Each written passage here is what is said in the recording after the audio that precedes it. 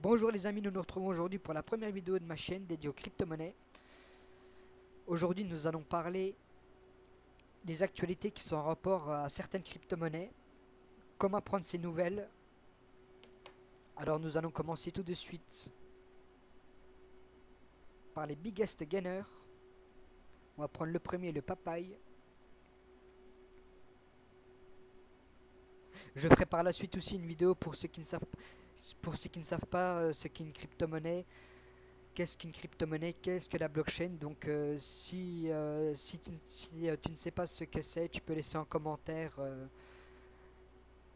les questions relatives à ce sujet et je ferai une vidéo explicative plus approfondie. Mais aujourd'hui, nous allons parler des actualités qui sont en lien sur certaines crypto-monnaies.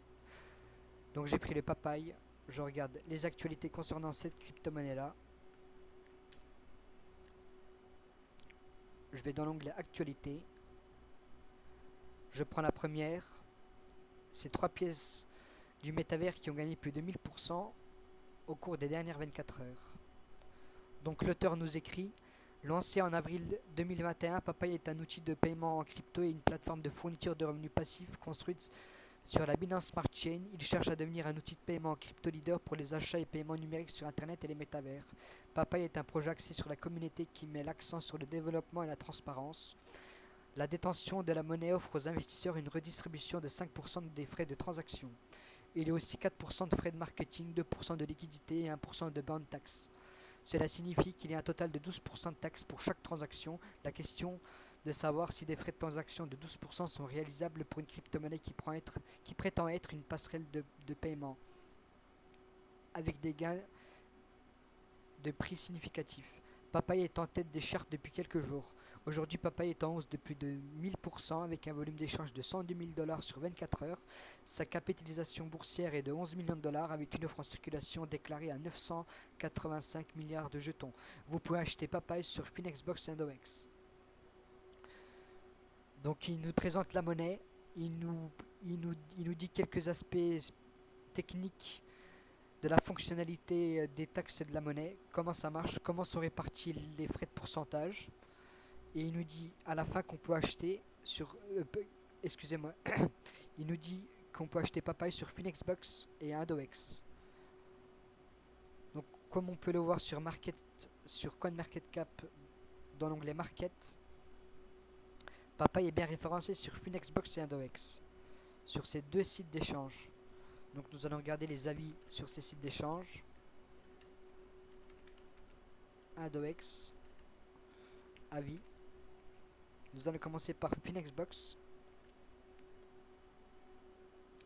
Donc sur 67 avis, 9% excellent, bien 4%, 2% moyen, bas 0% et 85% mauvais sur 67 personnes. Et quand on lit les avis, les retraits impossibles, une fausse compagnie, perdu mes ressources. Nous pouvons voir ces titres là et ça va sur 4 pages.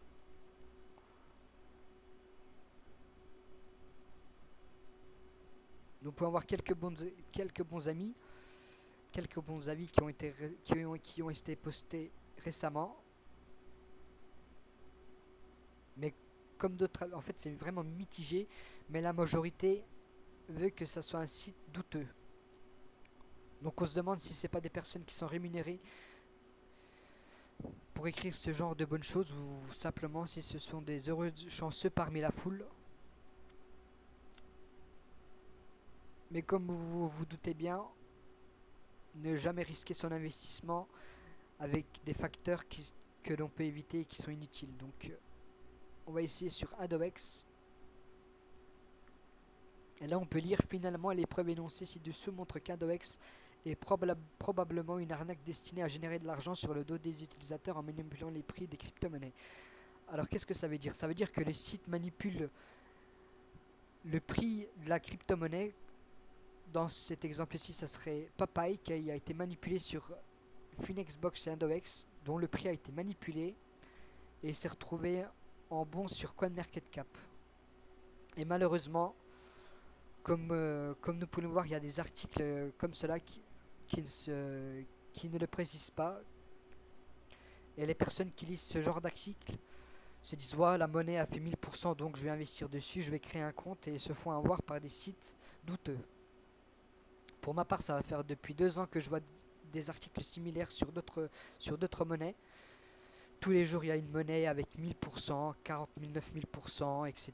et qui s'avère être hébergée sur une. Qui, pas hébergée, qui s'avère être tradée sur une monnaie, sur un site d'échange douteux. Donc faites très attention, les amis. Je peux vous donner quelques bons sites de trade comme Bitrex.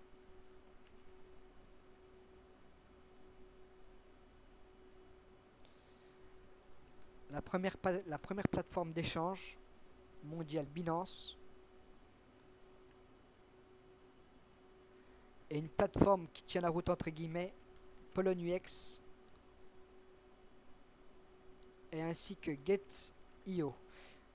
Il faut savoir que Get.io a enlevé, dû à la baisse, les contrats futurs, donc les effets leviers, on peut plus pour l'instant, donc on ne sait pas pour le long terme, mais au jour d'aujourd'hui, on ne peut pas faire de contrat effet levier sur Gate.io. Sur Binance, on peut encore.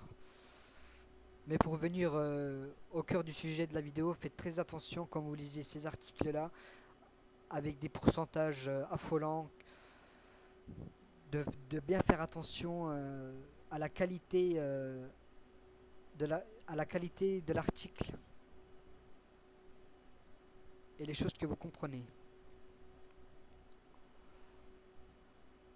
Donc ça sera tout pour aujourd'hui. Je ferai plus tard d'autres vidéos. J'espère que je me suis bien fait comprendre. Je vous souhaite une bonne année, bonne santé. N'oubliez pas de vous abonner et je vous dis à très bientôt.